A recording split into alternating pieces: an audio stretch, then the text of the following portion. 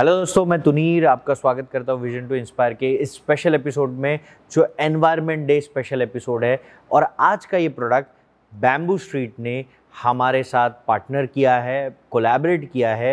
ये bamboo-street.in website जो है, ये एनवायरनमेंट फ्रेंडली प्रोडक्ट्स आपको केटर करती है, आपको सर्व करती है। आप इस वेबसाइट पे विजिट कर सकते हो। यहाँ पे आपको बैम्बू से बने हुए काफ़ी सारे प्रोडक्ट्स एक्सपीरियंस करने मिलेंगे और आप यहाँ से परचेस कर सकते हो।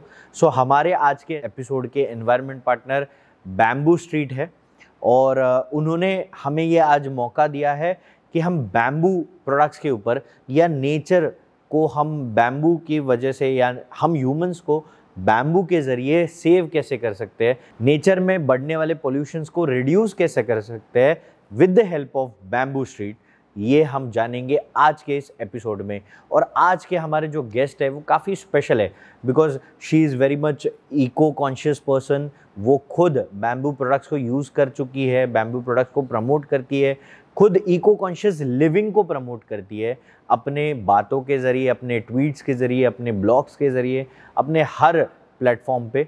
और वो इको कॉन्शियस लिविंग में उनकी रिसर्च वर्क बहुत ज़्यादा अच्छी है बैम्बू प्रोडक्ट के बारे में। इसलिए हमने आज उनको यहाँ पे बुलाया है ताकि हमारी भी जानकारी बढ़े इन प्रोडक्ट्स के बारे में, हमारे इको कॉन्शियस लिविंग को बेटर कैसे करे, इन सारी चीज़ों के बारे में। Visionary studios presents vision to inspire with Tunir, powered by bamboo street.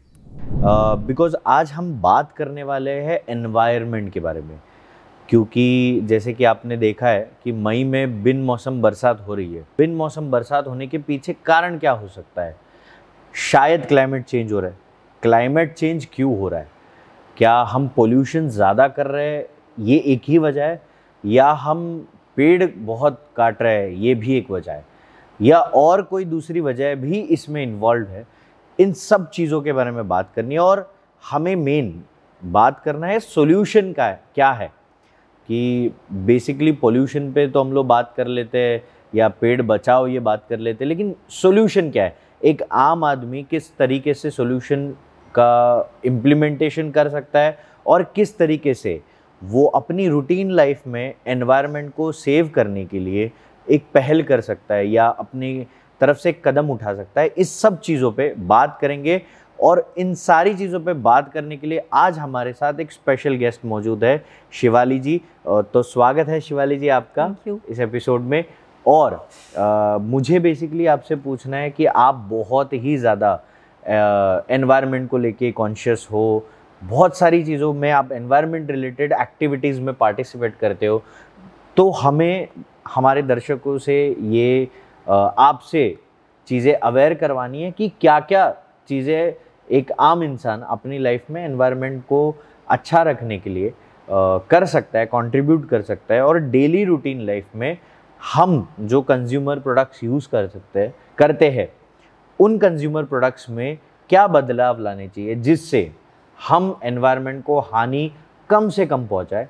एकदम ज़ीरो करना मेरे ख्याल से मुश्किल ही है, बट कम से कम हानि कैसे पहुंचाए और कम से कम पोल्यूशन कैसे करें, ये सारी चीज़ों पे आपसे गाइडेंस चाहते हैं। तो let's start the episode. Thank you so much Tunir ji, मुझे यहाँ पर आज बुलाने के लिए और इस बहुत ही सेंसिटिव टॉपिक पे हम बात करेंगे। और मुझे बहुत अच्छा लग रहा है कि लोग एटलीस्ट इस पे बात कर रहे हैं। देखा जाए तो ये इशू बहुत नया है, ऐसा नहीं है। हम भी जब स्कूल में थे तब भी हम लोग क्लाइमेट चेंज पे बहुत ज़्यादा बात करते थे और हमेशा ही इस टॉपिक पे बात की गई है कि कैसे टेम्परेचर बढ़ते जा रहा है एंड ग्लेशियर्स पिघल रहे हैं, राइट। इससे हम लोगों ने स्टार्ट की थी। बट अगर हम आज देखा जाए तो ये सिचुएशन इतनी क्रिटिकल हो चुकी है कि साल दर साल बारिश बहुत ज़्यादा हो रही है, साल दर साल गर्मी उससे भी ज़्यादा बढ़ रही है कि बाहर निकलना मुश्किल हो रहा है। उसके लिए हम घर में एसी चलाते हैं, फिर नेक्स्ट साल, अगले साल फिर से वो टेम्परेचर बढ़ता है, तो ये साइकिल चली जा रही है। सो यहाँ पे कोई एक फैक्टर कंट्रीब्यूटिंग नहीं है पोल्यूशन के लिए या फिर एनवायरनमेंट को ख़राब करने के लिए या ग्लोबल वार्मिंग के लिए। There are multiple factors.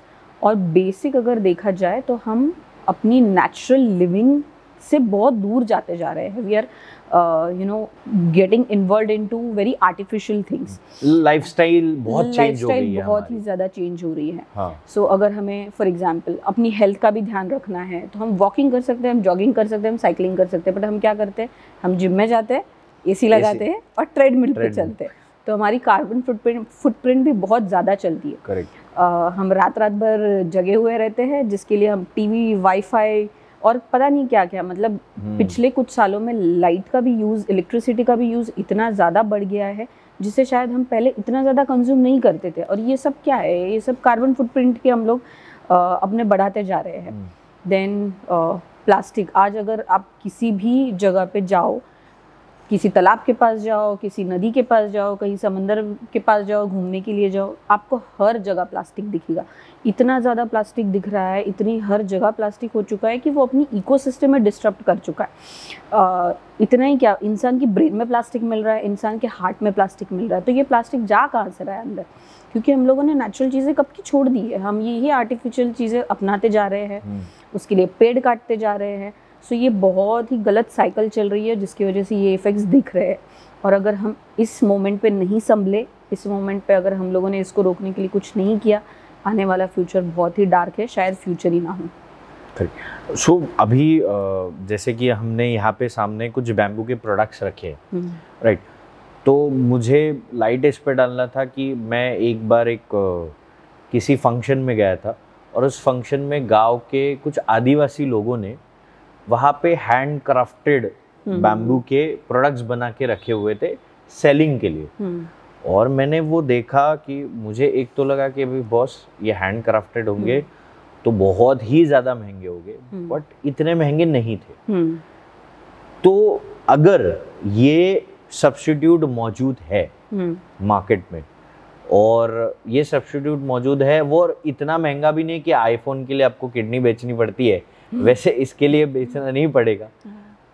हाँ, मतलब आपको प्लास्टिक के रेट में तो नहीं मिलेगा, it's obvious, it's hand crafted, it's made for bamboo, natural है, लेकिन ये इसकी लाइफ बेटर होगी, ये कंजम्पशन अच्छा तरीके से होगा, इसलिए आप इसमें इन्वेस्ट कर सकते हो।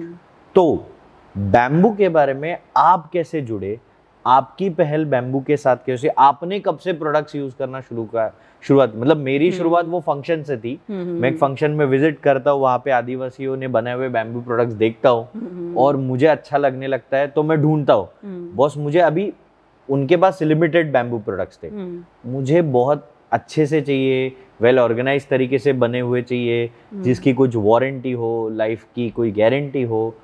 तो मैं भी ढूंढने लगा और मैं क्रॉस में आया बैम्बू स्ट्रीट के बारे में। आपको कैसे बैम्बू प्रोडक्ट्स के बारे में अवेयरनेस हुई, उसके बारे में कुछ बताइए। देखो, मुझे ऐसे लगता है कि हर बच्चे का या हर इंसान का पहला बैम्बू का प्रोडक्ट ना बांसुरी होता है। मेरा तो था लाइक बचपन में, और बांसुरी सिर्फ बांस से ही बनती है बराबर, जो यहाँ से आती है, बाकी स्टील से वगैरह से भी बनती है, लेकिन बांसुरी बांस से बनती है। तो वो मेरा सबसे पहला प्रोडक्ट था बचपन में।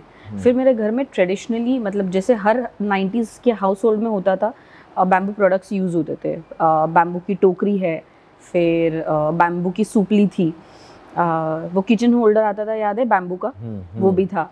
बट देन इवेंचुअली पता नहीं हम कैसे बैम्बू प्रोडक्ट से दूर होते गए, उसकी जगह प्लास्टिक ने ले ली और वो फिर कभी दिखे ही नहीं। मैं बैम्बू से जुड़ी क्योंकि 4-5 साल पहले जब मैंने रियलाइज़ किया, जब मैं मेरे फ्रेंड्स के साथ रहती थी, हमारे पास एक प्लास्टिक का चॉपिंग बोर्ड था।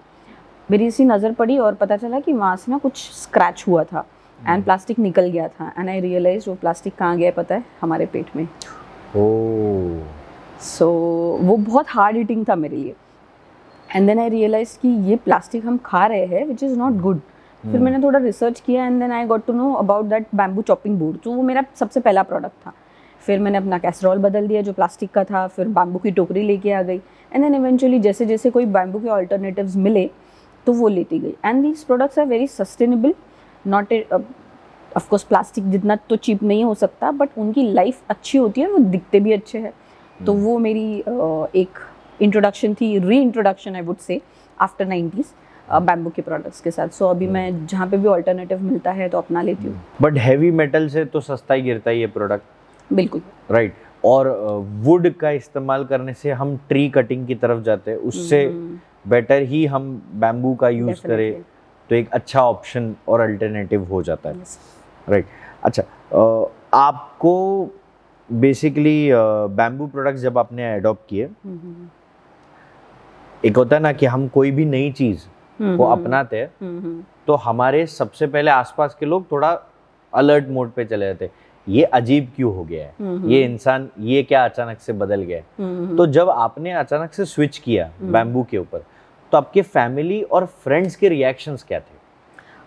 टू बी ऑनेस्ट ज़्यादा एक्सट्रीम कुछ नहीं था, क्योंकि एज आई सेड हम पहले भी बैम्बू के प्रोडक्ट्स यूज़ करते थे, तो पहले तो उन्हें अच्छा लगा कि ये प्रोडक्ट्स है, इतना ज़्यादा एक्सट्रीम भी रिएक्शन नहीं था। बट देन जब मैंने बहुत सारे बैम्बू प्रोडक्ट्स एक्सप्लोर किए, बहुत स्टाइलिश प्रोडक्ट्स मैं जमा करने लगी या फिर लेने लगी, देन दे गॉट क्यूरियस कि अरे वाह, इतना स्टाइलिश कहाँ से लिया और इतना इनोवेटिव प्रोडक्ट भी बैम्बू से बन सकता है।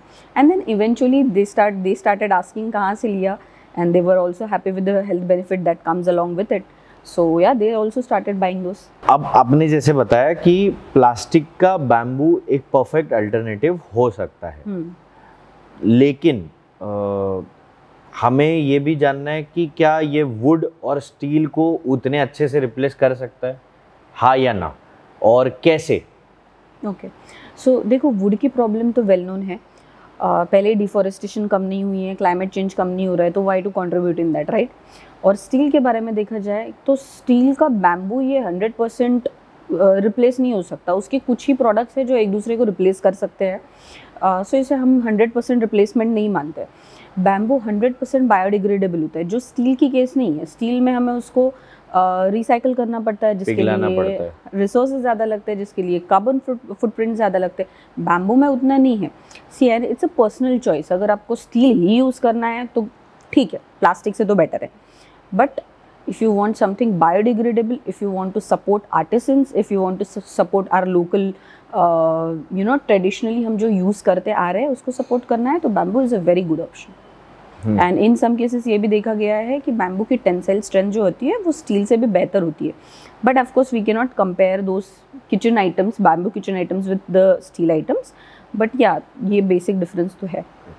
सी, और एक होता है ना कि जब चाइना के प्रोडक्ट्स बनने लगे, चाइना बेसिकली बहुत बड़ा मैन्युफैक्चरर बन गया मास प्रोडक्ट्स में, कंज्यूमर प्रोडक्ट्स में, तब प्लास्टिक का जो यूसेज है ना एक लेवल पे ही बढ़ गया अचानक से, सडनली। मतलब मैं जब छोटा था, तब मैं जब खिलौने खेलता था, तब वुड, मेटल, ये ज़्यादा इन्वॉल्वमेंट थी। जैसे जैसे मैं बड़ा होने लगा, दूसरी जनरेशन को देखने लगा, उनके खिलौने में, टॉयज में, सारी चीज़ों में प्लास्टिक का इन्वॉल्वमेंट सडनली बढ़ गया था। उसका रीज़न मेन चाइना का था। लेकिन उसके बाद से अभी क्या हुआ है, प्लास्टिक ने हर जगह ऐसे ऑक्यूपाई कर लिया है, अब लोगों को इको फ्रेंडली प्रोडक्ट लग्जरी लगते हैं। तो अभी मुझे आपसे पूछना सवाल ये है कि क्या इको फ्रेंडली प्रोडक्ट्स लग्जरी है या ज़रूरत है? देखो प्लास्टिक इतना चीप हो गया है कि इको फ्रेंडली प्रोडक्ट्स लग्जरी ही लगते हैं, बट हम प्राइस जो पे करते हैं ना प्लास्टिक के लिए, उसकी कॉस्ट हमें जो चुकानी पड़ती है वो बहुत बड़ी है। प्लास्टिक के सस्ते प्रोडक्ट हमारी लाइफ को, हमारी हेल्थ को और हमारी पृथ्वी को भी पूरा चीप बना रहे हैं। सो जब हम इको फ्रेंडली ऑप्शंस लेते हैं, थोड़े आज एक्सपेंसिव लगते हैं, जो कि अफोर्डेबल ही है, ऐसे नहीं है कि बहुत लग्जूरियस है, अफोर्डेबल ही है, बट प्लास्टिक के कंपैरेटिवली थोड़े से एक्सपेंसिव हो सकते हैं। बट अगर हम लॉन्ग टर्म देखा जाए, लॉन्ग टर्म इनके हेल्थ बेनिफिट्स देखें, तो एटलीस्ट ये हेल्थ हजार्डस नहीं है, ये हमें, पृथ्वी को, किसी को भी इतना नुकसान नहीं पहुंचाते। So these products are, bamboo products are way better than plastic in long run. मैंने ये सवाल इसलिए पूछा क्योंकि अभी बच्चों के डिशेस भी प्लास्टिक के होते हैं, जिसमें वो लोग फूड कंज्यूम करते हैं। बट यहाँ पे एक डिश है, ये जो बैम्बू की, राइट। सो मैंने जब ये प्रोडक्ट देखा, राइट, सो मुझे पहले तो बिलीव नहीं हुआ कि ये बैम्बू से बना है। हाँ। प्राइमा फेसी मुझे लगा चलो यार ये कुछ भी लेबलिंग कर रहे हैं, बट मैंने रिसर्च करने से समझा ये एक्चुअली बैम्बू के पल्प से। तो एग्जैक्ट इसका साइंस क्या होता है? ये इतना टफ प्रोडक्ट, अच्छा प्रोडक्ट जो प्लास्टिक की तरह दिख रहा है बट प्लास्टिक नहीं, it's made from bamboo and look में बहुत अट्रैक्टिव है, बच्चों को पसंद आएगा। सो ये क्या है, इसका राज आप थोड़ा सा बताएंगे इसके बारे में? सो बेसिकली ये ना बैम्बू फाइबर से बनता है। सो हम जो बैम्बू काटते हैं उसे प्रोसेस किया जाता है, उससे फाइबर बनता है। बैम्बू फाइबर से काफ़ी प्रोडक्ट्स बनते हैं, जो ये product one of the products from bamboo fibre है। तो इसमें प्लास्टिक डेफिनेटली यूज़ नहीं है एंड अगर आप बॉक्स पे देखोगे तो आपको इसके सर्टिफिकेशंस भी मिल जाएंगे। अगर उसमें प्लास्टिक यूज़ होता है तो आपको प्लास्टिक उस पर डिक्लेयर करना पड़ता है। बट देन इसको, ये प्रोसेस्ड बैम्बू है, बैम्बू को बैम्बू फाइबर में कन्वर्ट करते हैं एंड देन इसके मोल्ड्स होते हैं जिसको ये इतना ड्यूरेबल एंड स्टडी बनाता है। जैसे कि अभी मैंने थोड़ी देर पहले बोला था, right, bamboo is very strong. So yes, bamboo का हर एक फॉर्म स्ट्रॉन्ग है, सिर्फ बैम्बू नहीं। राइट। सो अभी मैं यहाँ पे देख रहा हूँ कि डिश है, राइट, और यहाँ पे फोक है, स्पून है, ये सब कुछ बैम्बू से बना है। हाँ, it looks unbelievable literally. And ये इसमें कंज्यूम करना बच्चों के लिए कितना सेफ है? सो देखो, ये आपको सर्टिफिकेशंस आपके सामने हैं। देन ये बैम्बू फाइबर से बना हुआ है, इसके अंदर कोई प्लास्टिक की इन्वॉल्वमेंट नहीं है। तो अगर आप इसके अंदर कुछ गर्म खाना भी रख देते हो तो प्लास्टिक लीच नहीं होता है और वो बच्चों के पेट में जाता नहीं है।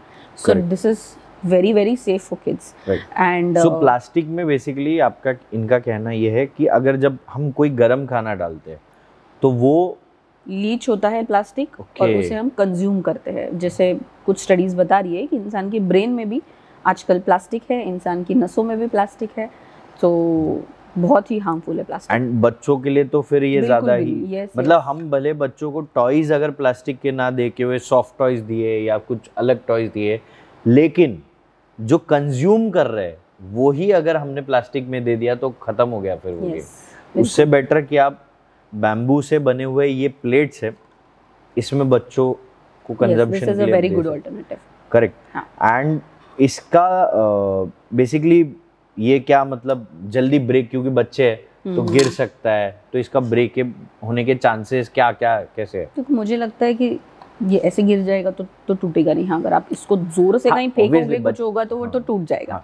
बट ये इतना भी नाजुक नहीं है। देखो अभी मैं ऐसे कर रही हूँ, कोशिश, नहीं टूट रहा है, तो ये नहीं टूटेगा। स्टर्डी है, स्ट्रॉन्ग प्रोडक्ट है, अच्छा यूज करेंगे तो ये this is very long lasting.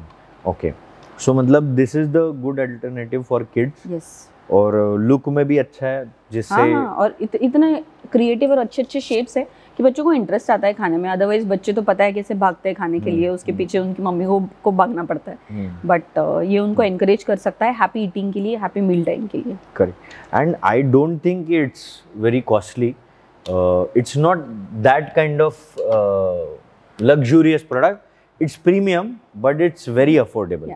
कि आपके बच्चों की हेल्थ के लिए आप ये इन्वेस्टमेंट तो कर ही सकते, मेरे ख्याल से तो। बिल्कुल बिल्कुल राइट। एक इम्पॉर्टेंट सवाल ये है, जैसे कि हमने बैम्बू के प्लेट्स के बारे में यूजफुलनेस समझा, लेकिन ये भी पेरेंट्स के मन में सवाल आता है कि इसके लिए स्पेशली हम क्यों अमेज़ॉन पे जाए या बैम्बू स्ट्रीट की वेबसाइट पे जाए और ऑर्डर करे बैम्बू प्लेट? क्यों नहीं हमारे घर में प्लेट है स्टील का, वो हम दे।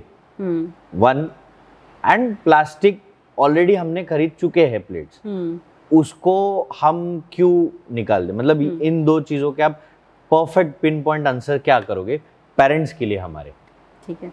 सो पेरेंट्स, प्लास्टिक तो प्रूवन है कि हमें यूज़ नहीं करना चाहिए। आप, मुझे नहीं लगता है कि कोई भी पेरेंट अपने बच्चे के साथ इतना बड़ा रिस्क लेना चाहेगा कि उसको प्लास्टिक के चीज़ में कुछ डाल के खिलाना, जबकि हमें पता है कि प्लास्टिक हमारे पेट के अंदर जा रहा है, वो तो नहीं करना चाहेगा। आप ये प्लेट देखो, कितनी कलरफुल है। क्या आपने स्टील देखा है इतना अट्रैक्टिव, इतना कलरफुल? नहीं। पेरेंट्स के लिए बहुत बड़ा चैलेंज होता है बच्चों को खिलाना, राइट। 3 टाइम का खाना खिलाना मतलब वो तो बहुत ही बड़ा टास्क है। हम एक बार देश का कोई बड़ा प्रॉब्लम मसला सुलझा सकते हैं, लेकिन बच्चे को खाना खिलाना इतना आसान नहीं है। इसमें काफ़ी डिफरेंट शेप्स आते हैं। आप इसमें कलर की लर्निंग्स कर सकते हो, आप इसमें बच्चे को कुछ प्लेफुल तरीके से एक्टिविटी करके खिला सकते हो।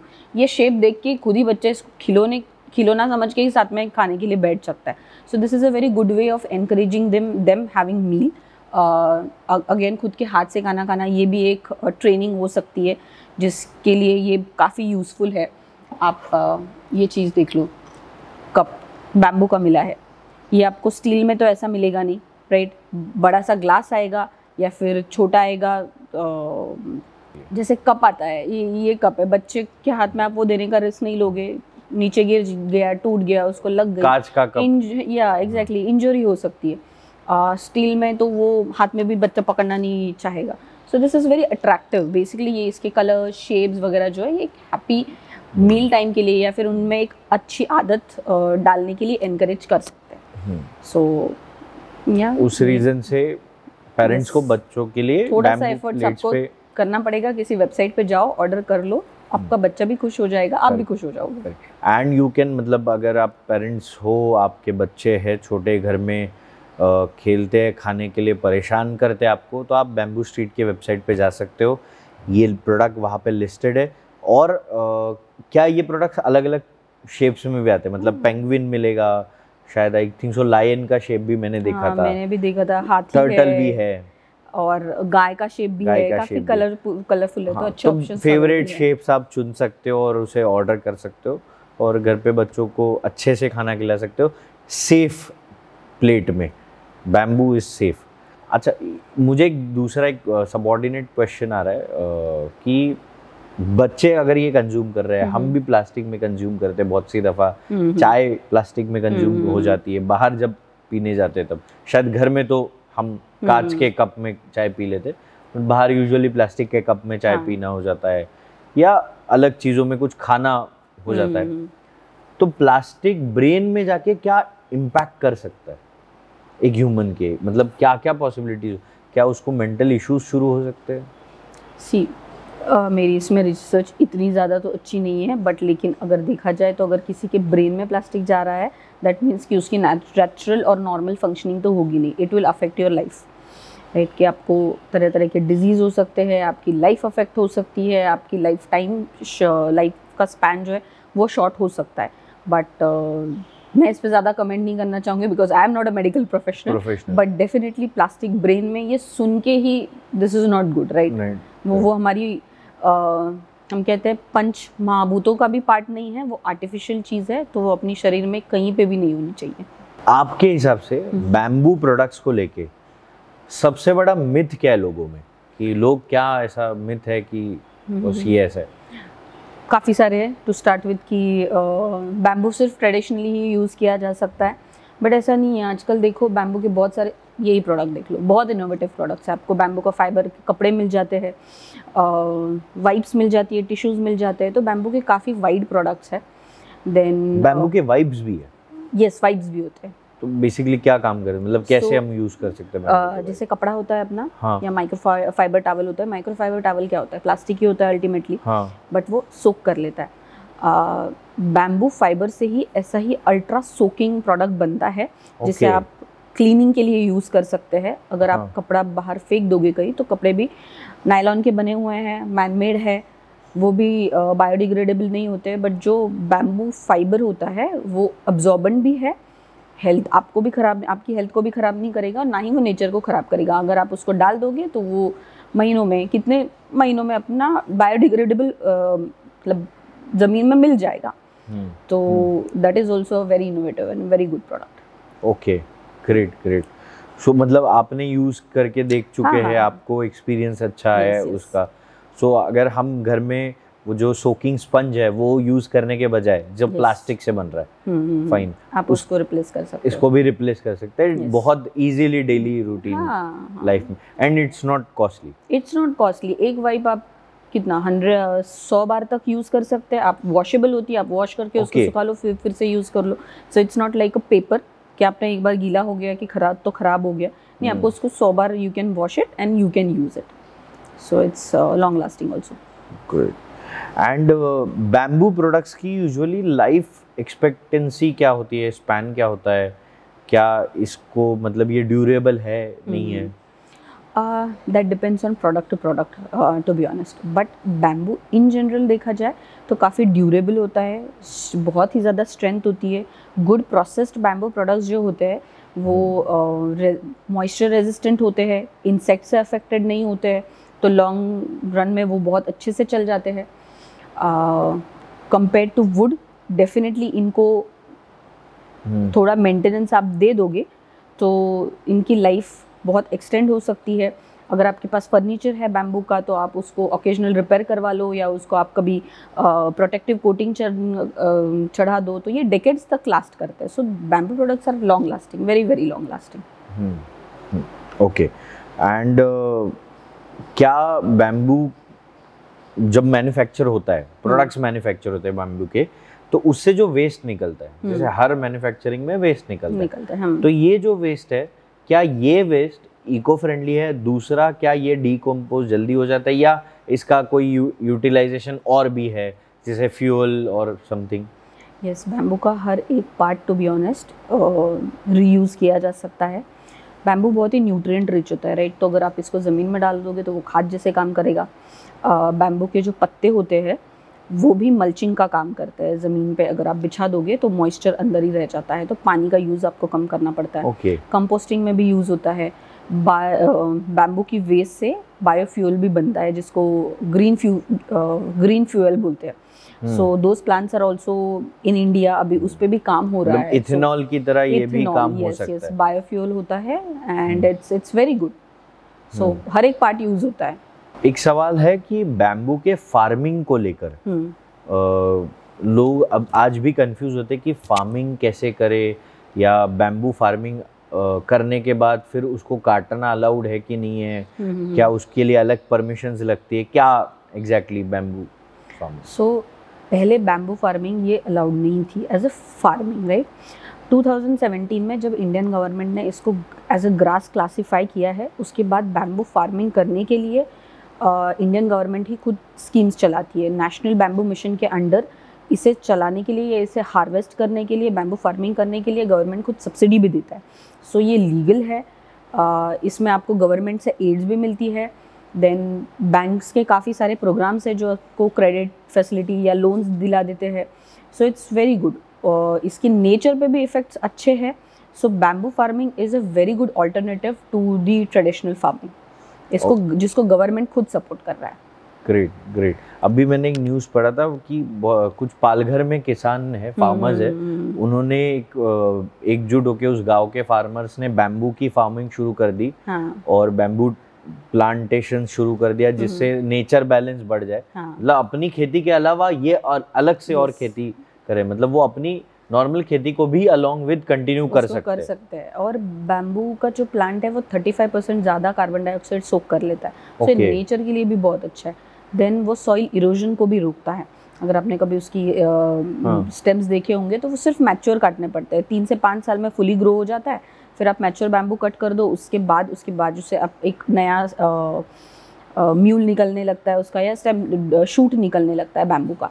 सो इसको आपको बार बार रीप्लांट भी नहीं करना पड़ता है। सो ये फार्मर्स के लिए भी उस एंगल से भी बहुत अच्छा होता है। अच्छा है, ग्रेट। जैसे आपने बोला कि 5 साल में ही वो ग्रो हो जाता है। करेक्ट।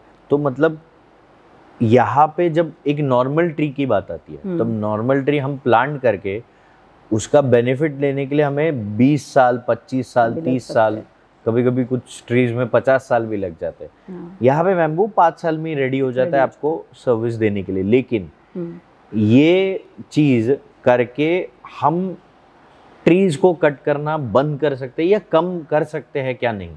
डेफिनेटली हम कम कर सकते हैं। जैसे बैम्बू वुड को हम बैम्बू प्रोडक्ट से काफ़ी प्रोडक्ट्स पे रिप्लेस कर सकते हैं। अभी बैम्बू को प्रोसेस करके बैम्बू वुड बनता है। जैसे कि ट्रेडिशनल, जैसे सिर्फ बैम्बू हैंड कार्विंग में ही यूज़ होता था या हैंडमेड प्रोडक्ट्स के लिए यूज़ होता था, अभी बैम्बू को प्रोसेस करके पूरी उसकी लकड़ी जैसी फिनिशिंग में बनाया जा सकता है, जो ऑलरेडी मॉइस्चर रेजिस्टेंट है। जैसे अभी ये सोफा है वुड का, तो इसके बजाय हम बैम्बू का सोफा उतने ही क्वालिटी का बना सकते हैं, उससे भी अच्छी क्वालिटी का बना सकते हैं। ओह, तो ये पेड़ आपका कटने से डेफिनेटली रुक सकता है।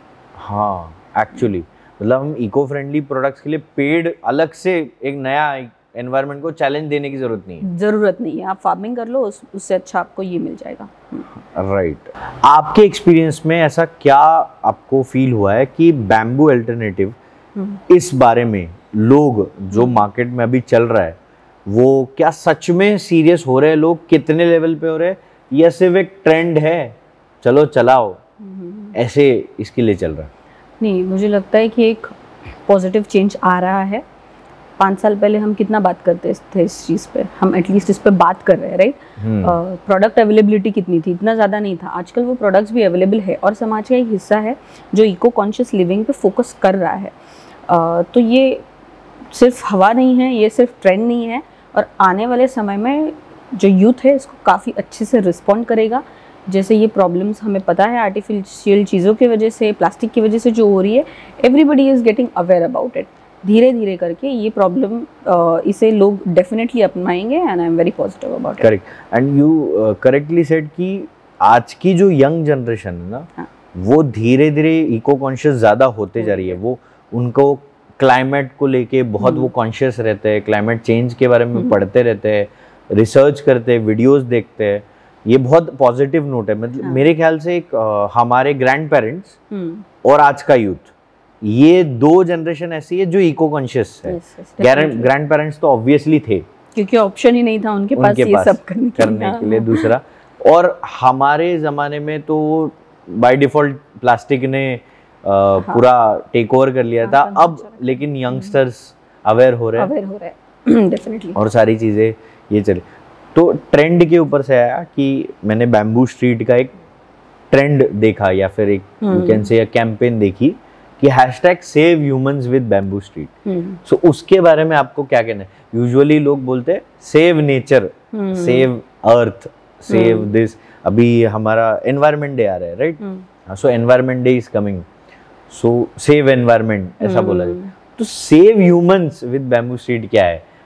देखो, मुझे लगता है हमारे यहाँ पे सेइंग है, राइट, सर सलामत तो पगड़ी 50। अगर आप जिंदा बचोगे तब नेचर को बचाओगे। और प्लास्टिक अभी अपनी जीवन के अंदर इतना इंटरफियर कर रहा है, अपनी बॉडी के अंदर इंटरफियर कर रहा है। लोगों की अभी लाइफ स्पैन क्या हो रही है, शॉर्ट होती जा रही है, बहुत शॉर्ट होती जा रही है ये। और सिर्फ प्लास्टिक, ट्री कटिंग से हम एनवायरनमेंट को और भी खराब कर रहे हैं। सो हम हर एक फैक्टर से अपनी लाइफ को इतना खराब कर रहे हैं कि अभी खुद को बचाना पड़ेगा पहले नेचर को बचाने के लिए। सो आई गेस मुझे लगता है उनकी जो हैशटैग है काफ़ी एप्ट है, save humans with bamboo street. अगर ह्यूमंस बचेंगे फिर हम देखेंगे पृथ्वी बचाने का। हाँ, इसके ऊपर से एक जॉर्ज कार्लिन का मुझे एक लाइन है। George Carlin American stand up comedian थे, और वो बहुत ज़्यादा ह्यूमंस को स्ट्रेट फॉरवर्ड बहुत सारी गलतियां भी दिखा देते थे। तो उन्होंने बोला था कि लोग कहते रहते हैं सेव अर्थ, मतलब seriously, are you older than earth, are you wiser than earth? No, earth is capable to save herself, but what about humans? We should save humans first. And मतलब आप नेचर सेव नहीं करोगे bamboo products use करके, आप खुद को ही save करोगे। Exactly, आप होते कोई नहीं हो नेचर को सेव करने के लिए। नेचर तो सेव हो जाएगा, वो बाढ़ लेके आ जाएगा, बारिश आ जाएगी, आपको बहा देंगे, हम सब बह जाएंगे, खत्म हो जाएंगे, प्रलय आ जाएगा, फिर नोआज आर्क बनेगा, फिर कुछ लोग बच जाएंगे और फिर से नई जिंदगी शुरुआत हो जाएगी। लेकिन हमारा क्या? लेकिन वो प्रलय शायद थोड़े टाइम बाद आने वाला है, वो आज ही आ जाएगा। अगर हम ऐसे ही पोल्यूशन फैलाते रहे, प्लास्टिक यूज करते रहे, पेड़ काटते रहे, तो पेड़ एक तो काटना कम करना चाहिए उसके लिए। और पेड़ लोग आपके लिए काटेंगे अगर आप वुड प्रोडक्ट ज्यादा यूज करोगे। हाँ। लेकिन वही आप बैम्बू पे स्विच हो जाओ, बैम्बू की फार्मिंग ज्यादा शुरू हो जाएगी अपने आप। जिस चीज़ की जितनी डिमांड होगी उतना ज़्यादा सप्लाई शुरू हो जाएगी। और हम जैसे बोलते हैं कि ये प्रोडक्ट्स अभी महंगे हैं, इसकी अगर डिमांड बढ़ती है मार्केट में, जो डेफिनेटली बढ़ने वाली है, right, and with upscale production quantity, definitely इनकी प्राइसेस कम हो जाएगी। ये इससे भी सस्ता मिलने लग जाएगा। अगर हम प्लास्टिक छोड़ देंगे, इनकी डिमांड बढ़ा देंगे, तो डेफिनेटली ये हमको प्लास्टिक जितने रेट्स में मास प्रोडक्शन पे बनेगा तो वैल्यूएशन कम हो जाएगी चीज़ों की। करेक्ट। अभी जैसे इस आपने बोला कि प्रोडक्ट्स महंगे भी होते हैं कुछ पर, तो मुझे इस कैटेगरी को समझना है कि इसमें कौन सी कैटेगरीज होती है। एक मशीन से भी बनते प्रोडक्ट्स, कुछ हैंडक्राफ्टेड जैसे आर्टिसंस बनाते हैं, तो क्या डिफरेंस क्या होता है उन प्रोडक्ट्स में? ऐसे देखो, मशीन से जो प्रोडक्ट्स बना सकते हैं वो मोस्टली बैम्बू वुड के प्रोडक्ट्स होते हैं, जो हम कमर्शियल यूज़ के लिए बहुत ज़्यादा यूज़ कर सकते हैं। जैसे कंस्ट्रक्शंस में यूज़ कर सकते हैं या फिर वुड का ऑल्टरनेटिव यूज़ कर सकते हैं। देन सेकेंड कैटेगरी आती है कि हैंड वूवन प्रोडक्ट्स या हैंडमेड प्रोडक्ट्स है, और दोनों भी प्रोडक्ट्स का अपनी जगह पे बहुत ज़्यादा इंपॉर्टेंस है, या उन्हें हम लोगों हैंडमेड में जैसे ये एग्जांपल हम पकड़ सकते हैं, राइट? दिस इज हैंड, जी ये बिल्कुल हैंडमेड बैम्बू मैट है। यस, ये हैंडमेड प्रोडक्ट है। सो हैंडमेड प्रोडक्ट्स में अपना अपना है। जैसे हम बैम्बू वुड यूज़ करेंगे तो हमें वुड के प्रोडक्ट्स ज़्यादा यूज़ नहीं करने पड़ेंगे, बट हम लोगों को at the same time bamboo के हैंडमेड प्रोडक्ट्स को भी खरीदना चाहिए, उन्हें भी एनकरेज करना चाहिए, क्योंकि समाज का एक बहुत बड़ा हिस्सा है जो सिर्फ इन पे डिपेंड करता है। कुछ सालों पहले मतलब ये artisans traditional artisans, yes they are traditional artisans. एक पॉइंट ऐसा आ गया था, या फिर अभी भी एक पॉइंट ऐसा है, इनके आर्टिसंस मिलते नहीं हैं, क्योंकि जो मैट्स वगैरह ये सब बनाते या हैं, कोई भी हैंडीक्राफ्ट प्रोडक्ट जो बैम्बू का बनता है, उसके प्रोडक्ट्स, उनके जो आर्टिसंस हैं वो अभी बहुत रेयर हो गए हैं, अभी मिल नहीं रहे हैं, राइट? मैंने जब बहुत कोशिश की थी तब मैं किसी को मिल पाई थी, बट अगर हम इसको एनकरेज नहीं करते हैं तो समाज का एक बहुत बड़ा हिस्सा है जिनसे हम अपनी उसकी लाइवलीहुड छीन लेंगे। ये प्रोडक्ट्स कालवश हो जाएंगे, मतलब कल को मिलेंगे नहीं, कल को देखेंगे नहीं, और ये आर्ट फॉर्म भी गायब हो जाएगी, ये स्किल्स ही गायब हो जाएगी। उस टाइम पे जो, मतलब हमारे दादा दादी के टाइम पे जो आर्टिसंस थे, काफ़ी अच्छे आर्टिसंस हमें बैम्बू के मिलते थे। उसके बाद जब लोगों को पता चला कि इसका ट्रेंड नहीं है, इसको प्लास्टिक रिप्लेस करते जा रहा है, उन्होंने अपने बच्चों को ये आर्ट नहीं सिखाई।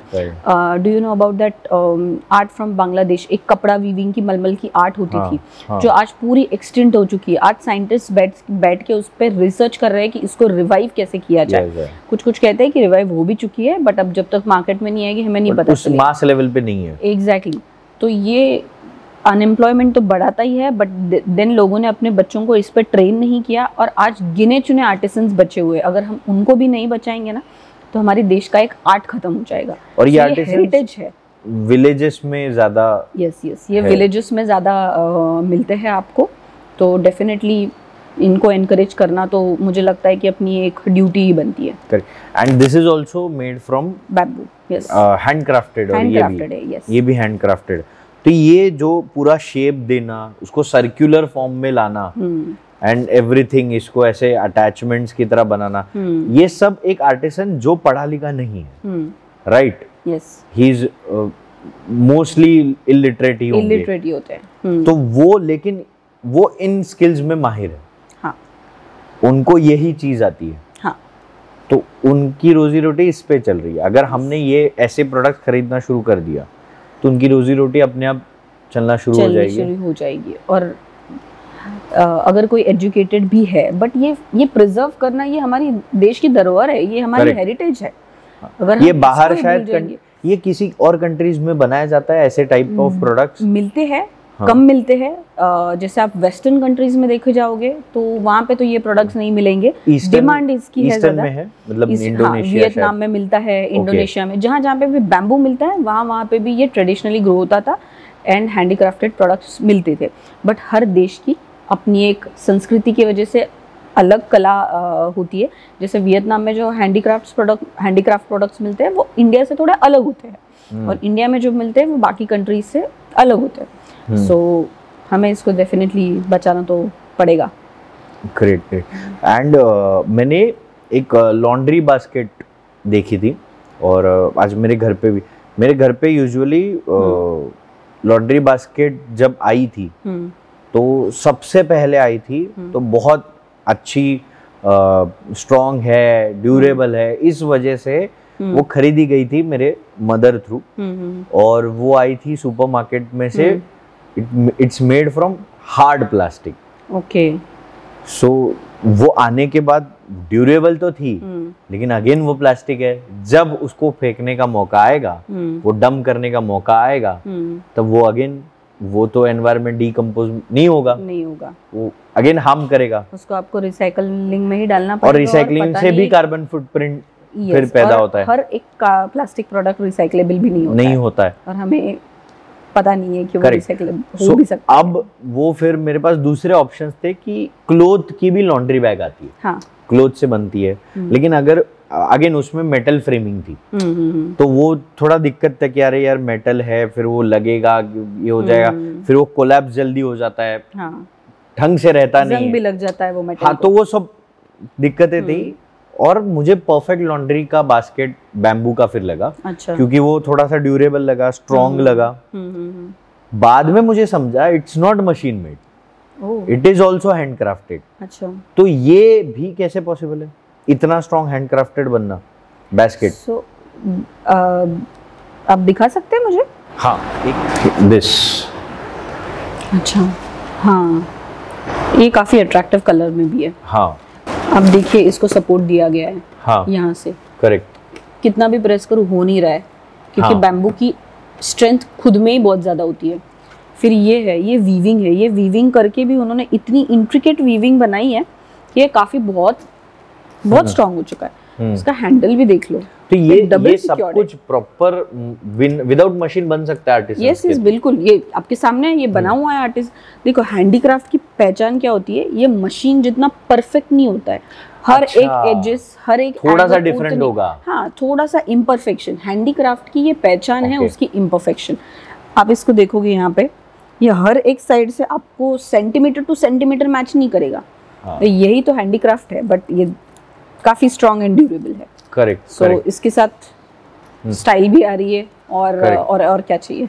इसमें और एक वेरिएशन है जिसमें उन्होंने नीचे स्टैंड दिया था। अच्छा, वो मैंने लिया है मेरे बाथरूम के लिए। अच्छा, क्योंकि वहां पे मुझे ऐसा था कि पानी नीचे जाए तो पानी ना लगे उसको, तो वो स्टैंड परफेक्ट था, नीचे स्टैंड की तरह था, ऊपर थोड़ा सा उठा हुआ था ऐसे ही बास्केट, तो वो मैंने बाथरूम के यहाँ पे रखा है।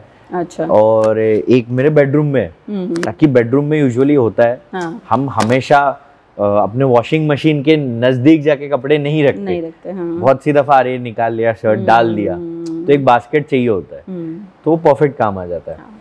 और इसमें फिर टॉयज रखने के लिए भी बहुत इजी हो जाता है, बच्चों के खिलौने, तो और ये सब कुछ लग रहा है, मल्टीपर्पज के लिए काम आ जाता है। और जैसे आपने बोला वीविंग जो होता है, वीविंग इम्परफेक्ट होती है, हाँ, कि वो same inch to inch match नहीं करेगी, सेंटीमीटर थोड़ा अलग होगा, ये उसकी हैंडीक्राफ्ट की पहचान है। तो मैट्स में भी दो तरीके के मैट्स आ सकते हैं, एक मशीन मेड एंड एक हैंड। सो बेसिकली ये जैसे देख रहे हो, ये मशीन मेड मैट है, right, and this is handcrafted. So इसमें फर्क दिख रहा है, राइट, मशीन का प्रॉपर सब कुछ सिंक में है। हाँ। ये देख के आपको पता चल जाएगा कि ये हैंडमेड नहीं है, ये मशीन से बनाया गया है, एंड ये हैंडमेड है। हाँ, ये हैंडमेड है। हाँ, मतलब जिसको जो फील चाहिए उस फील के हिसाब से ही कैन बाय। अगर उनको मशीन वाला वो फील चाहिए वो, और जिसको हाँ बॉस आर्टिसन ने हाथों से बनाया है, ये घर पे रखने है चीज, तो वो ये बाय कर सकता है। जिसको एक आर्ट की, जो आर्ट लवर है, पहचान है, कदर है, he can by this. Okay, अच्छा, ये एक मैंने दूसरी चीज नोटिस की, ये मुझे बैम्बू की तरह लगा, बट ये बैम्बू नहीं है। ये क्या है एग्जैक्टली? ये ना वाटर हाइसिंथ है। तो बेसिकली वाटर हाइसिंथ एक प्लांट होता है। अगर आप नॉर्थ ईस्ट जाओगे तो ये प्लांट ना वाटर बॉडीज पे ग्रो करता है, जैसे तालाब है या कोई भी पानी है जिसको बंधन है, राइट, जो एक जगह पे जमा हुआ है, उस पे उसके ऊपर एक प्लांट ग्रो करता है, और वो अपनी इकोसिस्टम को डिस्टर्ब कर सकता है। वो इतना तेजी से बढ़ता है, इतना फास्ट बढ़ता है, राइट। अगर तो उस प्लांट को हटा के, उसको सुखा के, उससे ये बनता है। तो ये तो मतलब काफ़ी अच्छा है कि हम लोग प्लांट्स ही काट रहे हैं, प्लांट्स एज इन जो वाटर पे वेस्ट प्रोडक्ट बना पड़ा हुआ है वो काट रहे हैं, और उससे ये बना रहे हैं, और ये भी काफ़ी ड्यूरेबल है।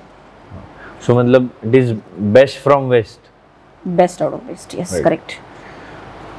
ये भी हमारे इंडिया में बनता है, मिलता है? ये बनता है, ये नॉर्थ ईस्ट में बनता है ये सब। ओके। सो इससे भी हम आर्टिसंस को ही सपोर्ट कर रहे हैं। यस, इससे भी आर्टिसंस को ही सपोर्ट करते हैं। ग्रेट। सो ये भी आप देख रहे हो कि एक थोड़ा सा अलग लुक है, कि अगर किसी को थोड़ा और डिफरेंट लुक चाहिए उसको ये प्रेफर कर सकते। अच्छा, ये मुझे इससे एक फील हुआ कि कैफेज में भी इनका यूज अच्छे से हो सकता है, ना कि सिर्फ घर पे। अगर आप कुछ डेकोरेटिव कैफेज प्लान कर रहे हो कैफे को आपको डेकोर करना है या आपके रेस्टोरेंट को थोड़ा सा फाइन डाइन को सुंदर करना है, रॉयल बनाना है, एग्जैक्टली हाँ, तो राजा महाराजा तो ऐसे आर्टिसन वाली चीजें यूज करते ही है। सो खुद को अगर राजा बनाना चाहते हो या अपने रेस्टोरेंट को राजा महाराजाओं के लिए बनाना चाहते हो तो दिस इज परफेक्ट टेक। मुझे ये कुछ दूसरे प्रोडक्ट्स भी दिखे जो अगेन बैम्बू जैसे ही है, it is made from cane, right. So cane और बैम्बू में क्या फर्क है, और ये भी आर्टिसंस सेम ही आर्टिसंस होते हैं जो बैम्बू को बनाते हैं, बैम्बू के प्रोडक्ट्स बनाते हैं, और दोनों केन वुड बैम्बू क्या डिफरेंस है आप थोड़ा सा बताएंगे? सो बेसिकली केन में ना केन को जनरली लोग बैम्बू के साथ कंफ्यूज कर देते हैं, बट दोनों भी इको फ्रेंडली होते हैं। हाँ. So, केन का प्रोडक्शन, केन एक पाम ट्री से बनता है, तो आप उसको जाके काट लो और उससे ये बना देते हैं, तो ये भी काफ़ी ड्यूरेबल प्रोडक्ट्स होते हैं। केन के प्रोडक्ट्स भी बहुत अच्छे होते हैं, सिमिलर टू बैम्बू। तो देख के आपको ज़्यादा फर्क नहीं समझ में आएगा, बट थोड़ा सा बस प्लांट का फर्क होता है। अभी जैसे ये मैं दो प्रोडक्ट्स कंपैरिजन के लिए दिखा रहा हूँ, ये बैम्बू से बना है, राइट, और ये केन से। नहीं, ये शीतल पाटी है। अगर आप ये देखोगे तो ये भी एक टाइप है, ये शीतल पाटी है। अच्छा, ये शीतल पाटी, हाँ, okay. जो अगेन एक टाइप का प्लांट है जो सिर्फ नॉर्थ ईस्ट में मिलता है। अच्छा, so here are 3 different types of products, right? एक ये, this is made from cane, this is made from bamboo, and this is made from sheetal pati. और तीनों ही शीतल पाटी इसलिए कहते हैं क्योंकि इसकी ना हाँ, मैट्स भी मिलती है। सो बेसिकली अपने बेडिंग के नीचे वो एक ये डालते हैं जिससे अपने आप बेड ठंडा रहता है। सो जहाँ पे भी गर्म एनवायरनमेंट होता है ना, तो उसमें ये काफी ठंडा रखता है। ओह, अच्छा, तो वैसे पर्पस में भी यूज होता है? पर्पस में भी यूज होता है, ट्रेडिशनली वैसे ही यूज होता था। ओके, हाँ, गुड। तो मतलब तीनों दिखने में भले सेम लग रहे हो, बट है डिफरेंट, थोड़ा डिफरेंस है। और ये तीनों चीजें I think so bamboo street पे अवेलेबल है। मतलब बैम्बू स्ट्रीट पे आपको केन वुड के भी प्रोडक्ट्स मिल जाएंगे, बैम्बू के भी मिल जाएंगे, शीतल पाटी के भी बैम्बू मैट्स मिल जाएंगे, एंड आई थिंक वो बहुत सारे और भी दूसरे प्रोडक्ट्स जल्दी लॉन्च कर रहे हैं। सो वहाँ पे भी आप विजिट कर सकते हो www.bamboo-street.in पे जाके, और आपका पसंदीदा प्रोडक्ट, आपको जो ज़रूरत है प्रोडक्ट्स, मेरे ख्याल से तो आपको सारे लेने चाहिए, क्योंकि लाइफ में सारे प्रोडक्ट्स बैम्बू के ही होने चाहिए। अब मुझे ऐसा लगने लगा है, क्योंकि अभी मैंने वो देखा डेकोर आइटम्स भी बैम्बू के आने लग गए। वो छोटे छोटे डेकोर आइटम्स जो आप के फ्रेम्स के साथ लगा सकते हो, घर में बेडरूम या पर्दों के यहाँ पे भी डेकोर कर सकते हो। आते ज्यादा मार्केट में, अगर आप मार्केट में देखने जाओगे तो मुझे नहीं लगता है कि ये मिलेंगे। हाँ, नहीं मिलते, बट ये काफी पहले मिलते थे। मतलब हाँ, मैं वही बोल रहा हूँ, वो ग्रैंड पेरेंट्स के टाइम वाला एरा में सब होता था। और बच्चों को कितना अच्छा ना, ये बच्चों को हम खेलने के लिए भी दे सकते हैं, डेकोर आइटम भी यूज कर सकते हैं। हाँ, वही प्लास्टिक अगेन खेलने के लिए देने से बच्चा ये देने से तो अच्छा ही है। हाँ, तो जैसे डेकोर आइटम्स ये मुझे कुछ मिले थे, ये बेसिकली मिनिएचर काइंड ऑफ चीजें है। These are, you can see, ये मिनिएचर्स है। इसको एक्चुअली मराठी में हम लोग सुपड़ असं म्हणतो, सुपड़ी किंवा सूप असं।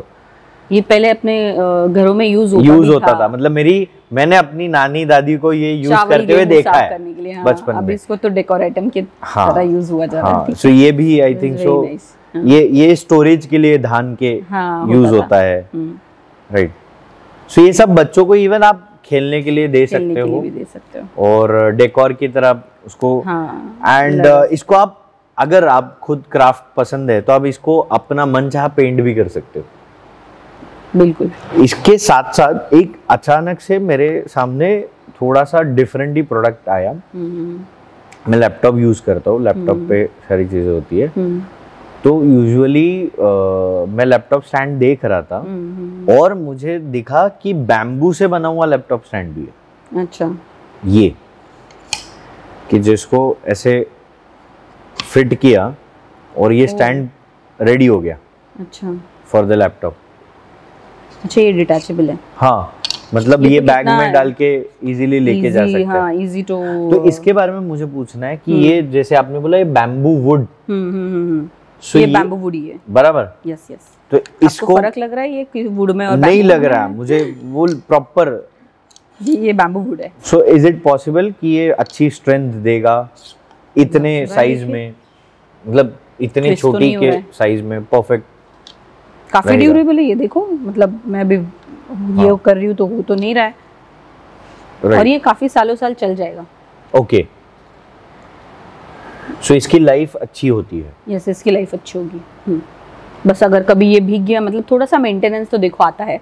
हाँ ठीक है, कभी भीग गया तो आप इसको धूप में सुखा लो, इसको ड्राई कर लो। हाँ हाँ, मुझे अच्छा हुआ आपने ये कन्वर्सेशन ऑन किया कि बैम्बू के प्रोडक्ट यूज करते वक्त केयर क्या होनी चाहिए, कोई भी प्रोडक्ट यूज करते वक्त बेसिक केयर क्या होनी चाहिए? सो देखो, जैसे ये प्लास्टिक तो है नहीं, तो हाँ। इनको थोड़ी केयर तो आपको लेनी पड़ जाएगी। ठीक है, सो ये बेसिकली कोई भी बैम्बू का प्रोडक्ट है, अगर भीगता है तो आपको उसको सुखाना पड़ेगा। आप थोड़ा सा उसको धूप दिखा लो, आप उसको ड्राई कर लो, वो अपने आप ठीक हो जाएगा। तो उसमें कोई ये नहीं है, आप नॉर्मल किसी गीले कपड़े से पोंछ भी सकते हो एंड देन अगेन उसको ड्राई कर लो, सुखा लो, वो अपने आप ठीक हो जाएगा। बाकी इतना ज़्यादा तो कोई हाई मेंटेनेंस है नहीं, बस उसको कंटिन्यूसली धूप में मत रखो। अगर हर रोज उसको सिर्फ धूप में ही सड़ा दोगे तो फिर तो वो उसकी स्ट्रेंथ खो देगा। हाँ, नॉट इमीडिएटली बट कुछ सालों में फिर वो आपको उतना लाइफ टाइम नहीं चलेगा जितना वो आपको 20-30 साल भी चल सकता था। करेक्ट। एंड इसको कुछ ऑयल अप्लाई करना ऐसा कुछ नेसेसरी होता है? देखो, that will depend on the products. मुझे नहीं लगता ये मैच पे या इस पे कुछ करना पड़ेगा। अगर आपके पास बैम्बू का फर्नीचर है तो उसके ऊपर लगाना पड़ेगा, बट इन प्रोडक्ट्स पे तो नहीं लगेगा। ऑयल अप्लाई करने की जरूरत कोई नहीं। जरूरत नहीं, वो ऐसे ही ठीक है। ठीक है। Okay, great. और पानी लगने के बाद, सुखाने के बाद भी ऑयल की नेसेसिटी नहीं है? नहीं, वो नॉर्मली वो अपने आप ही, हाँ, ये हो जब ये जाएगा। बनता है तभी आई गेस उसके ऊपर एक प्रोटेक्टिव कोट चढ़ भी जाती है, तो जरूरत नहीं है उसकी। ग्रेट। एंड हमने बैम्बू प्लेट्स के बारे में बात की थी कि वो प्लास्टिक होता है तो अच्छा नहीं होता बच्चों के लिए, वो छोड़ देता है प्लास्टिक, नैनो प्लास्टिक कंज्यूम हो जाता है। लेकिन जब बैम्बू प्रोडक्ट्स को हम वॉश करते हैं तो जैसे हम इसके मेंटेनेंस के लिए हम धूप में सुखाते हैं, लेकिन इसको तो वॉश होगा रोजाना, तो उससे क्या फर्क गिरेगा? देखो, ये बैम्बू का रॉ फॉर्म नहीं है, ये बैम्बू को कन्वर्ट करके फाइबर बनाया गया है और फाइबर से ये चीज़ बनाई गई है। तो उस प्रोसेस में काफ़ी चेंजेस हुए हैं बैम्बू के अंदर। तो इसको, ये प्रोडक्ट ही धोने के लिए बनाया है। आप इसको आराम से धो सकते हो, आप इसको आराम से कर सकते हो। बाकी इंस्ट्रक्शन इसमें धूप में इस प्रोडक्ट को जरूरत नहीं है। इसको आप बस नॉर्मली सुखा लो, जैसे आप आपके स्टील के बर्तन सुखा देते हो, तो दैट इज फाइन। तो इसको पानी से कोई प्रॉब्लम नहीं होगा? इसको पानी से प्रॉब्लम नहीं है, कुछ इशू नहीं होगा, क्योंकि वो एक ख्याल आता है ना, अरे बैम्बू के दूसरे प्रोडक्ट को हम पानी नहीं, इसका फॉर्म ही टोटली चेंज कर दिया है, तो प्रोसेस हो गया है, वो डिफरेंट ये हो गया। एक इम्पॉर्टेंट चीज ऐसी होती है कि जब आप कोई भी नई पहल करते हो या कोई भी नई चीज करना शुरू करते हो, या अब मराठी में वो बोलते हैं कि प्रवाहाच्या विरोधात पोहणं, मतलब जो नदी का जो भी प्रवाह होता है उसके अगेंस्ट, टाइड्स के अगेंस्ट आपको स्विम करना is very much difficult itself. तो जब अफोर्डेबिलिटी, चीपर मार्केट, प्लास्टिक, ये सब के अंदर आप बैम्बू के अवेयरनेस के लिए बहुत एक्टिविटी करते हो, आप खुद हर जगह शाउट आउट्स करते हो कि बॉस जितने ज़्यादा हो सके इको कॉन्शियस हो जाओ, तो आपको लगता नहीं कि ये चैलेंजिंग है? और कितना चैलेंजिंग है लोगों का माइंडसेट बदलना to get convert into eco conscious nature? देखो, अभी जब मैंने नया स्टार्ट किया था, या फिर मैं जब कॉन्शियस हो गई थी इन प्रोडक्ट्स के लिए, तो कुछ लोग थे, मतलब बोलते थे ये क्या है, मतलब एक पर्सन से कितना फ़र्क पड़ जाएगा, बट हम अपना काम करते रहेंगे। ठीक है, और मुझे लगता है कि इको कॉन्शियस होने के लिए हमें कोई ड्रास्टिक चेंज करने की ज़रूरत नहीं है, बस हमें कुछ बेहतर अल्टरनेटिव्स अपनाने हैं जो आपके लिए और प्लानट के लिए बहुत ज़्यादा अच्छे होंगे, राइट? तो जब आप किसी को हेल्थ बेनिफिट समझाते हो या फिर उनको रियलाइज़ होता है, तो they definitely switch to these products. So जब मैं थोड़ा कॉन्शियस बनी थी इन प्रोडक्ट्स को लेके, तो बेसिकली लोगों का रिएक्शन भी ऐसा था कि क्या ही चेंज कर लेगी, कितना ही फ़र्क पड़ जाएगा, एक इंसान से क्या फ़र्क पड़ता है। बट हम अपना काम करते रहेंगे। एंड इको कॉन्शियस लिविंग क्या होती है, मतलब आपको बस थोड़े से अपने बेटर ऑल्टरनेटिव्स चूज़ करने हैं जो आपके लिए बेहतर और पृथ्वी के लिए उससे अच्छे उससे भी बेहतर प्रूव हो जाएंगे। एंड देन दे से राइट कि देश की सेवा करने के लिए आपको हमेशा सरहद पे जाके लड़ने की ज़रूरत नहीं है। आप रास्ते पे एक प्लास्टिक का रैपर नहीं फेंकोगे तो भी देश पे बहुत बड़ी मेहरबानी हो जाएगी। स्वच्छ भारत अभियान ऐसे ही हो जाएगा। एग्जैक्टली। सो और इन प्रोडक्ट्स को लेके मुझे लगता है माइंडसेट में प्रॉब्लम ये है कि वही हम लोगों ने जैसे बात किया कि प्लास्टिक बहुत चीप है तो ये इतने महंगे प्रोडक्ट्स हम क्यों लें, ठीक है। बट इनके आफ्टर इफेक्ट्स या लॉन्ग टर्म इफेक्ट्स को हमको पहचानना पड़ेगा। और जैसे ही लोग अभी इस जो यूथ है वो इन बातों पे ध्यान दे रहा है तो उनको ये समझ में आ रही है ये इतना भी आसान काम नहीं है किसी का माइंडसेट चेंज करना या किसी की लाइफस्टाइल चेंज करना जो हम बचपन से करते आ रहे हैं, प्लास्टिक यूज़ करे जा रहे हैं और वो ये कन्वीनियंट है, बहुत ही ज़्यादा कन्वीनियंट है। तो थोड़ा सा कन्वीनियंस को बाजू में रख के खुद के बेटरमेंट के लिए और पृथ्वी के बेटरमेंट के लिए ये करना थोड़ा मुश्किल तो ज़रूर है बट इतना भी डिफ़िकल्ट नहीं है कि ये किया नहीं जा सकता है, राइट। थोड़ा सा हमको कॉन्शियसली एफर्ट करना पड़ेगा, थोड़ा सा प्लास्टिक यूज़ रिड्यूस करना पड़ेगा, जहाँ पे भी हमें बेटर ऑल्टरनेटिव मिलते हैं। मैं तो कहूँगी सिर्फ बैम्बू ही नहीं, इससे भी अच्छे कोई अगर आपको ऑल्टरनेटिव मिलते हैं जो नेचुरल है, जो किसी को हार्म नहीं पहुँचाते, जो आपको खुद को हार्म नहीं पहुँचाते, आप वो अपना लो, बेहतर है, सब कुछ अच्छा हो जाएगा। अभी जैसे एनवायरनमेंट डे आ रहा है, राइट, तो एनवायरनमेंट डे पे लोगों का ऐसा होता है कि अब चलो आपने अच्छा अवेयरनेस किया, शिवाली मैडम आई पॉडकास्ट में, बहुत अच्छी अच्छी चीज़ें बताई, बैम्बू के बारे में बताया, ग्रेट। मुझे अभी सपना आ रहा है कि मैं बैम्बू फार्मिंग करूं लेकिन मेरे बिल्डिंग में जगह ही नहीं है। तो मुझे एनवायरनमेंट डे पे क्या करना चाहिए, ये इस पे आप क्या लोगों को मैसेज दोगे कि हम करें क्या? हम बैम्बू फार्मिंग नहीं कर सकते तो हम क्या करें? देखो, जैसे अभी हम बात करते आ रहे हैं कि हमें चेंज करने के लिए, लाइफ चेंज करने की ज़रूरत नहीं है, आप एक प्लांट लगा लो, हो जाएगा, उतना तो हो सकता है। अभी हमने इतने आम खाए, एक गुठली रख लो, एक आम रख लो। काफ़ी NGOs है जो सीड एक्सेप्ट करती है, आप 2-4 चीज़ों की सीड जमा कर लो, उनको भेज दो, वो आपके लिए, आपके बिहाफ पे प्लांट लगा लेंगे, वो आप कर सकते हो। आप बैम्बू का कोई प्रोडक्ट खरीद लो, किसी हैंडीक्राफ्ट आर्टिसन से खरीद लो, उसको सपोर्ट हो जाएगा। आप ये सब चीज़ें कर सकते हो। आप अपना कार्बन फुटप्रिंट है रिड्यूस करने की कोशिश तो करके देखो, 2 घंटा AC मत चलाओ।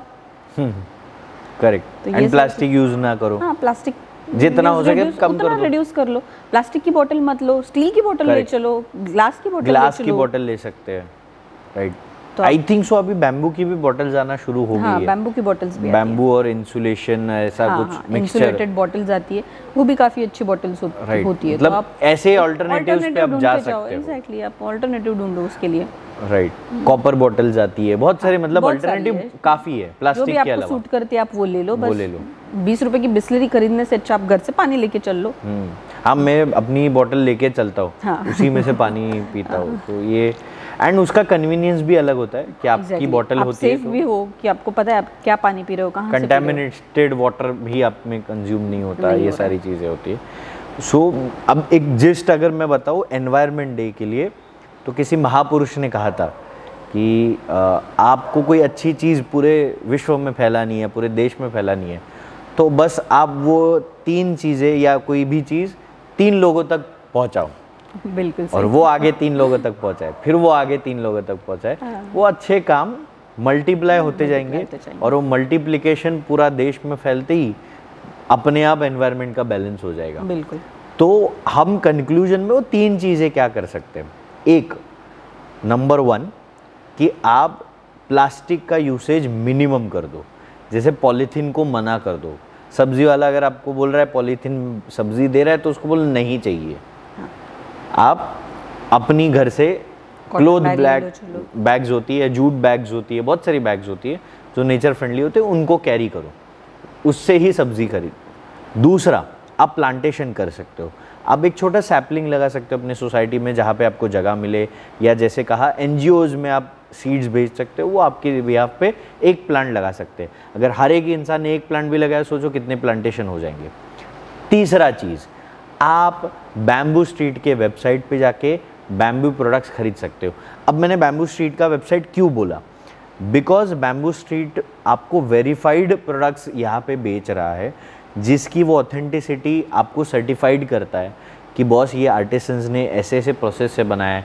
जो बैम्बू फाइबर से बने हुए प्रोडक्ट्स, ये सारे वेरीफाइड प्रोडक्ट्स आपको एक ही जगह पे मिल जाएंगे। मतलब आपको 10 जगह घूमने की या अभी मैं कहाँ पे आर्टिसंस को ढूंढने जाऊँ वो करने की कोई ज़रूरत नहीं, आपके घर पे ही ये प्रोडक्ट्स डिलीवर हो जाएंगे। तो आपको ये 3 चीज़ें याद से करनी है, प्लास्टिक का यूज़ कम करना, सेकेंड एक सैपलिंग लगाना, और थर्ड बैम्बू का एक प्रोडक्ट अपनी लाइफ में यूज़ करना। एक पर्सन एक प्रोडक्ट, बस इतना ही रेजोल्यूशन मेरे ख्याल से अगर हमने किया और ये चीज़ें जैसे महापुरुष जी ने कहा है 3 लोगों तक पहुंचाना, ये काम आपको इस एनवायरनमेंट डे करना बहुत ज़रूरी है। बिल्कुल बिल्कुल करेक्ट। अग्री। एंड आप इसी मौके पे आप लोगों को विश कर सकते हैं हैप्पी एनवायरनमेंट डे, जिससे लोगों में अवेयरनेस हो जाएगी कि ह्यूमंस को सेव करना है हमें। राइट। सबको एनवायरनमेंट डे की शुभकामनाएं, और शुभकामनाएं से पहले भी हम शुभ कामना करें अपने लिए और पृथ्वी के लिए। तो ये सारी चीज़ें प्लीज़ अपनाएं तो अच्छा रहेगा। फ्यूचर बचाते हैं खुद के लिए। #Save Humans with Bamboo Street. So thank you very much for this beautiful podcast. And आज मेरे ख्याल से एनवायरनमेंट डे पे ये अवेयरनेस होना और ये अवेयरनेस लोगों तक पहुंचना बहुत ज़रूरी था। So this was environment day special episode, और मैं उम्मीद करता हूँ इससे आपको बहुत सारी अवेयरनेस मिली होगी bamboo products, cane wood products और काफ़ी सारे नेचर फ्रेंडली ऑप्शंस के बारे में, और अपनी ज़िंदगी में आप ये इम्प्लीमेंट करेंगे। ये मेरी इच्छा, होप, ख्वाहिश और मुझे विश्वास भी है, भरोसा भी आप सब पे कि आप ये ज़रूर करोगे, क्योंकि हम इस भारत के निवासी हैं, जो भारत एक ज़माने पे बहुत ज़्यादा प्रगल्भ हुआ करता था। So thank you very much and subscribe to our channel, follow us, and आप विज़िट करने के लिए इस वेबसाइट पे विज़िट कर सकते हैं अधिक जानकारी के लिए www.bamboostreet.in पे। Thank you.